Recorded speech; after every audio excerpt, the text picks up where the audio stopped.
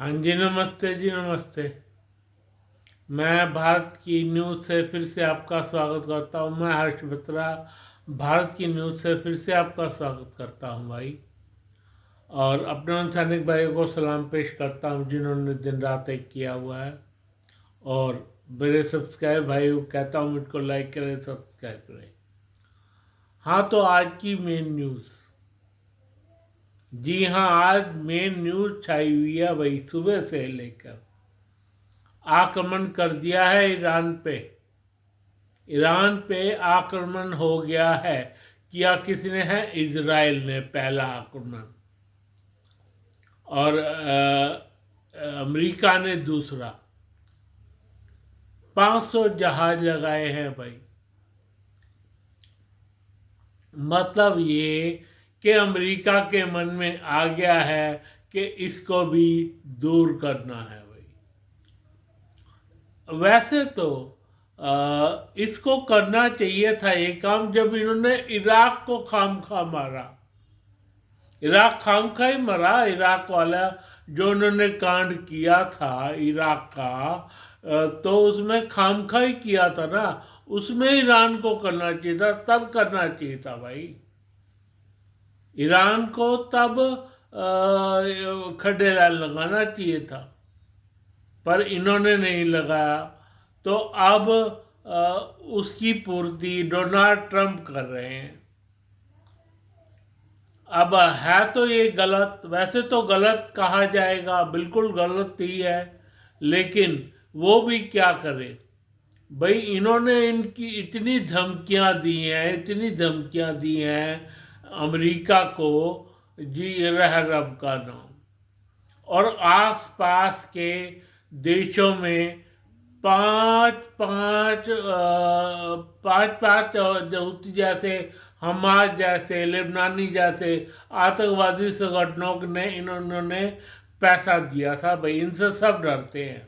शिया देश है, हालांकि शिया देश है।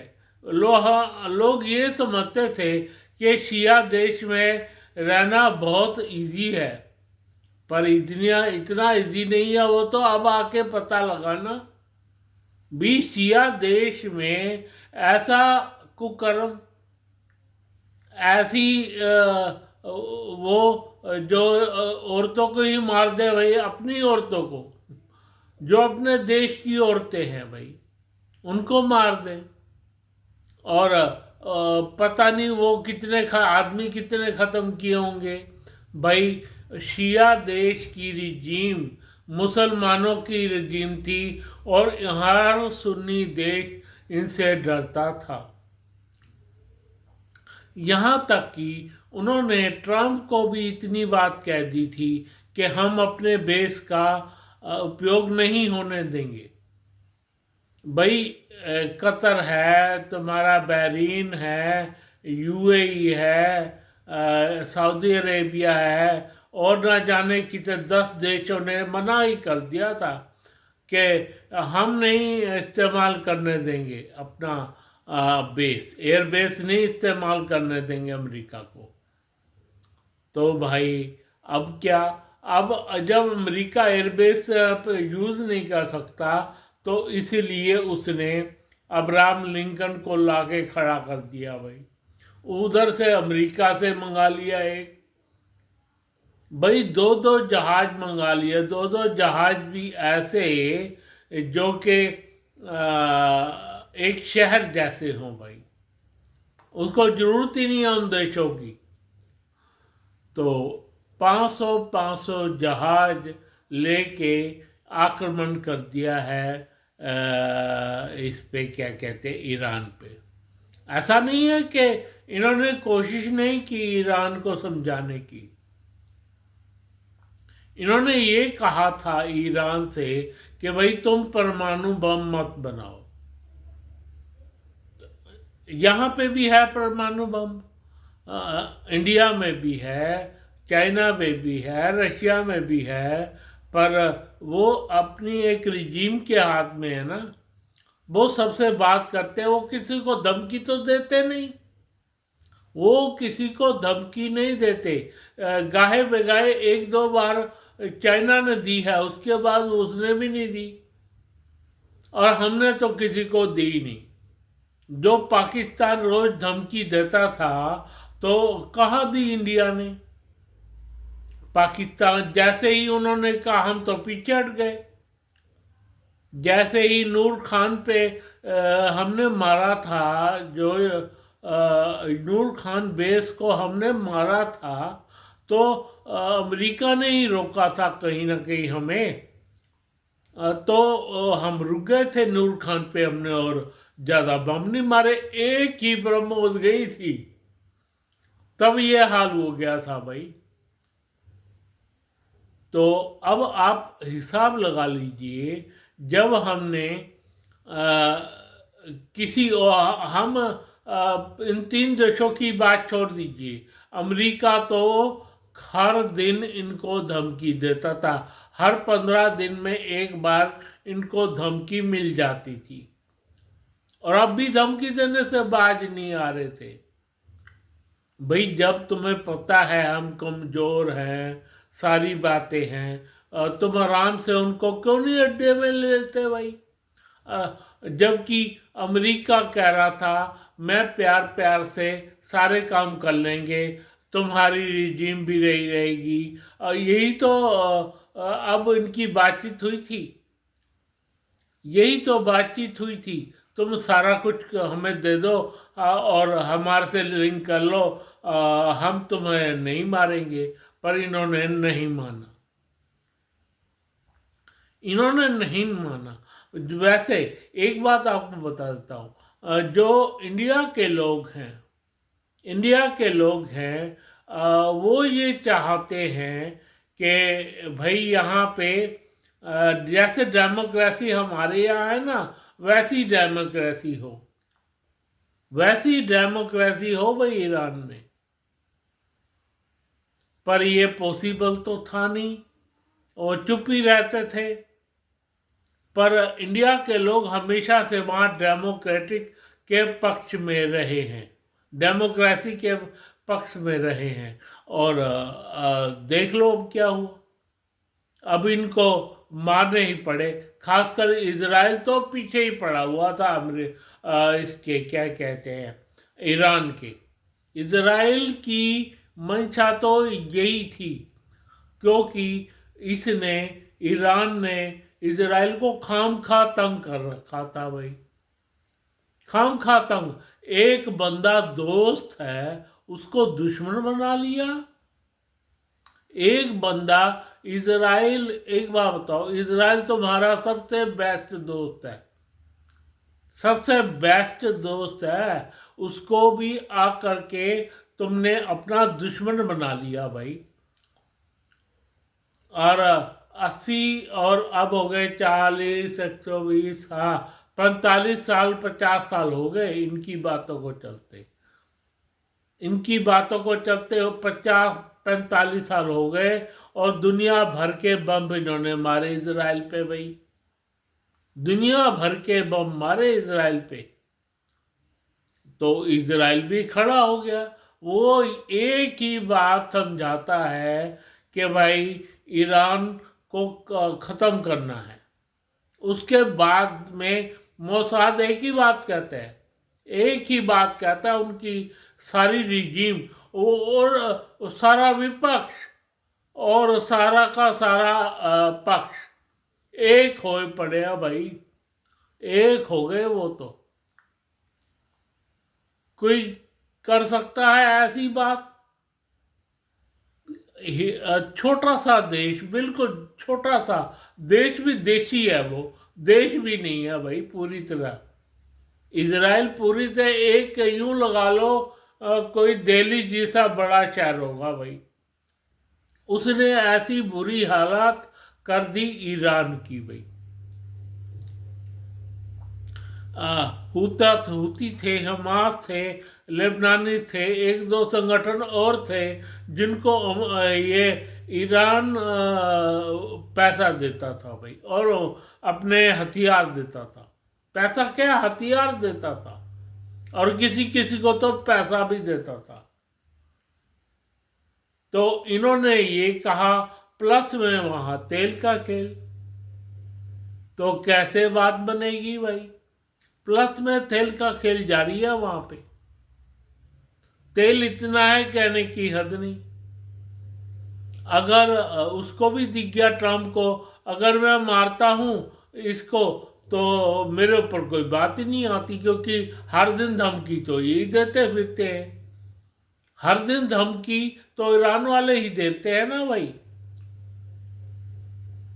भाई ईरान वाले हर पल धमकी देंगे तो कैसे बात बन जाएगी? बताओ, आप मेरे को बताओ। ऐसी धमकी क्या कहते हैं, यूएई ने दी क्या? यूएई भी तुम्हारे जैसा ही देश है, उसने कभी दी है? सऊदी अरब तो बड़ा देश है, क्या उसके पास भी परमाणु बम है? आग तुम्हें ही क्यों लगी हुई थी? और क्या कहते हैं, इराक का हाल देख लो। इराक में भी कुछ नहीं मिला था उनको, और इराक में कुछ नहीं मिला था। सद्दाम हुसैन वैसे ही मारा गया खाम खा। उसकी जो गलतियां थी अंदरूनी सी ना, उसका किसी देश से तो लेना देना नहीं था। पर ईरान को तो बहुत ज़्यादा तंगी थी ना, बहुत ज़्यादा तंगी इजराइल से थी। और दोस्त था उसका अमेरिका, तो अमेरिका से भी होगी, तो अमेरिका ने भी उनको कहना शुरू कर दिया भाई। पर अमेरिका ने ये कभी नहीं कहा था हम बम मारेंगे, ये जरूर धमकी देते थे ईरान को भी इजराइल को भी। अब भाई क्या होगा? अब तो उन्होंने शायद कमर कस ली है, कमर ही कस ली है कि या तुम नहीं या हम नहीं। मान लो इधर से लाशें पहुंचना शुरू होंगी अमेरिका, तो भी वो पीछे नहीं हटने वाला ट्रम्प, चाहे उसकी गवर्नमेंट आए चाहे ना आए। अगले 10 साल वो चुप रहने वाला। वो 10 साल चाहे आए चाहे ना आए, चाहे 10 साल आए चाहे ना आए उसकी गवर्नमेंट, वो तो मारेगा भाई बम बम। अब उसने मारना है क्योंकि उसको तेल दिख गया है भाई। उसको तेल दिख गया है, और तेल का खेल तो बहुत बड़ा है भाई। तेल ही तो है लोगों के पास, सऊदी अरब के पास, कतर के पास, ओमान के पास, यूएई के पास है क्या? तेल ही तो है। तो तेल में हिस्सा ट्रम्प का भी हो जाएगा, इजराइल का भी हो जाएगा, जो तीसरा बैठेगा उसका भी होगा। इस तरह ये लोग अपनी धार दे रहे हैं अपनी बेल्ट को भाई। अब देख लो इतना वो होगा। इस बदले में ईरान फिर कह रहा है कि मैं तुम्हें मार दूंगा। ईरान इसका मुकाबला कर सकता है, ये मान लिया, लड़ाई लंबी चल सकती है, ये मान लेते हैं। 1 महीना 2 महीने लड़ाई 1 साल चल जाएगी, पर ईरान को खत्म करके ही मानेंगे भाई। ये ईरान को खत्म करके ही मानेंगे, या इनको अपना झंडा ऊपर करना पड़ेगा और सारी शर्तें अब वो मनवाएंगे इनसे, क्योंकि लड़ाई शुरू हो गई है भाई। लड़ाई में अब कौन आना चाहेगा? क्या कहते हैं, रशिया आना चाहेगा या चाइना आना चाहेगा? वो कहेगा हथियार ले लो, हम तो नहीं आते लड़ाई में। तब क्या? अब तो तक तो उनके सहारे था ना, जो बड़े बड़े देश ये कहते थे हम आएंगे, हम ये कर देंगे, वो कर देंगे। ये तो होना नहीं है, कोई किसी की लड़ाई में तो आता नहीं है भाई। ये तो बट नेचुरल हो गया। इसमें तो थोड़ा बहुत अमेरिका ही है, जब नाटो के साथ खड़ा था भाई। जो नाटो के साथ खड़ा था अमेरिका ही तो है। अब क्या? अब तो गई भैंस पानी में, गई भैंस पानी में इनकी तो। खाम नहीं की तो गई कि भैंस पानी में। 80 साल का तो हुआ बैठा, फिर अपने लोगों को मरवा रहा है भाई। अपने लोगों को भी तो मरवाए ना। पता नहीं कितने लोग मरवा दिए अपने। कितने लोग मरवाए यूं बताओ। कम से कम भी 20-25 हजार लोग मरे होंगे भाई। इतने जरूर होंगे। इतने लोग जरूर होंगे, जरूर से जरूर। 20-25 हजार। अभी 1 महीना पहले की बात है, जब लोगों की लाशें उसके ऊपर फुटपाथ पे पड़ी थी भाई। फुटपाथों पे पड़ी थी। लोग हैरान परेशान रह गए। जब अपने लोगों को इस तरह से मार रहा है तो रब का नाम। ऐसे ही चाइना ने मारा था, सारे चुप थे। मरो तरो क्या करे। चाइना ने ऐसे मारा था भाई अपने बंदों को। पर रिजीम चेंज करना इतना आसान नहीं होता। पर अब जो है रिजीम चेंज हो के रहेगी, मेरे को तो ये लग रहा है। मेरे को तो ये लग रहा है अब रिजीम इनकी चेंज हो के रहेगी, या फिर इसको झंडा उठाना पड़ेगा हरा या सफ़ेद झंडा, कि भाई बम मत चलाओ, हम सारी बात मानेंगे। अब तो ये वो काम होगा।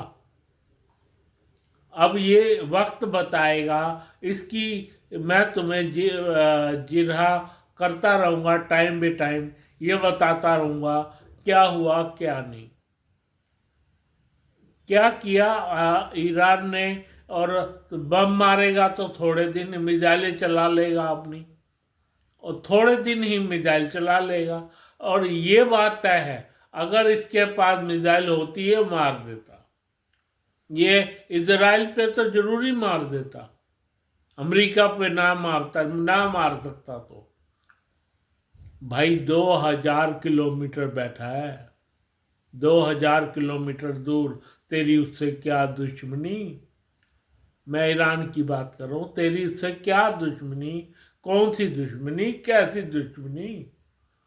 भाई प्यार से ले, प्यार से दे, बात खत्म। अपनी रिजीम चलाओ, अपनी रिजीम चलाओ। क्यों ऐसे खाम खा किसी के साथ लड़ते हो, मरते हो। अब पता लग जाएगा तुम्हें भाई क्या होती है लड़ाई, क्या नहीं करना, क्या करना है। और बताओ पीछे 5 सालों में कितने तुम्हारे मंत्री मरे। मोसाद ने कितने मारे भाई तुम्हारे जैसे। वहाँ पे मंत्री मारे, क्या क्या सेनाध्यक्ष मारा तुम्हारा। 2-2 सेनाध्यक्ष निपटा दिए, फिर भी काबू में नहीं आए उसके, तो उसने आक्रमण करवा के माना भाई वो। फिर भी आक्रमण करवा के माना। तो अब तुम हिसाब लगा लो कि भाई ये लोग क्या है और क्या निकलेंगे। और अब तो ट्रम्प भी सामने आ गया है। तेल का खेल उसको दिख गया है भाई। वो उसमें हिस्सा लेकर रहेगा। ये डेड बात है, ये डेडली बात है। वो तेल के हिस्से में अपना रोल निभा के रहेगा, ले के रहेगा पैसा, चाहे 25% मिले। हाँ जी, ये है सारा तेल का खेल भाई। 25% जरूर ट्रम्प का हिस्से में आएगा, नहीं तो 50%, 30% रोलेगा। और अब क्या कहते हैं, इजराइल भी साथ है, उसके हिस्से में भी देना पड़ेगा भाई। तुम तो 50% हिस्सा रह गया तुम्हारा तेल में। जो भी नया बंदा बैठेगा वो यही करेगा, उसको यही करेगा ट्रम्प, जो भी नया बंदा ईरान में आएगा। हाँ, पर एक बात है, ईरान में डेमोक्रेसी तो आ जाएगी भाई, ये बात मानने की है। पर तेल का खेल में देखो क्या निकलता है क्या नहीं। ये तो अभी अंधेरे में है बात। अंधेरे में क्या है, इसका अंधेरे में है बात। और इसमें आपको इंतज़ार करने की ज़रूरत है। धन्यवाद, धन्यवाद, धन्यवाद। मैं अपने उन सैनिक भाइयों को राम राम पेश करता हूँ और साथ में सैनिक भाइयों से कहता हूँ राम राम, और अपने सब्सक्राइब भाइयों से कहता हूँ राम राम। Okay bye.